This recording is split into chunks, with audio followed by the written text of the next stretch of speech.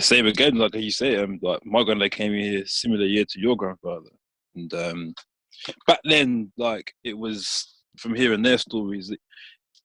Some if you didn't come on that first kind of wave, I suppose you had to you had to have a sponsor. I think it was called.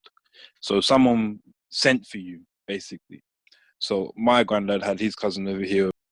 So he sent for my granddad. He received my granddad. So my granddad landed in London 1961, I do believe.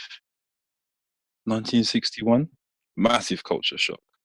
I remember him telling me stories of like how he that morning he still went to work that morning to catch an evening flight.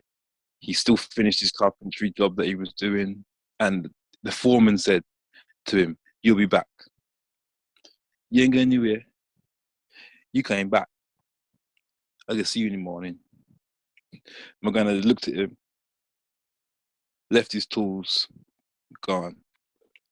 England was the place for him.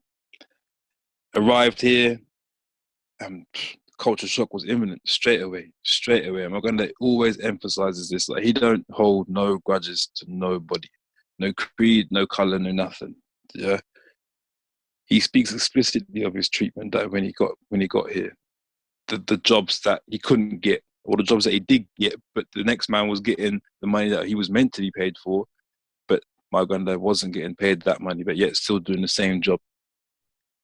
And it's hard to hear. Like I say, I think most of us in here, this is going to be a bit of a emotive one. It's hard to hear that a man of my grandfather's stature was going through all these things, and you got to think back then that no one was really worried about it being hidden.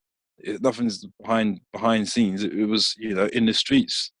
You're going to the butchers to get your meat or whatever, and the butcher man would have all the ends of the meats on one side for the dog and that, and like these are ends of cuts of meats that back in the West Indies they'd be making and boiling up some sweet soup, them things there.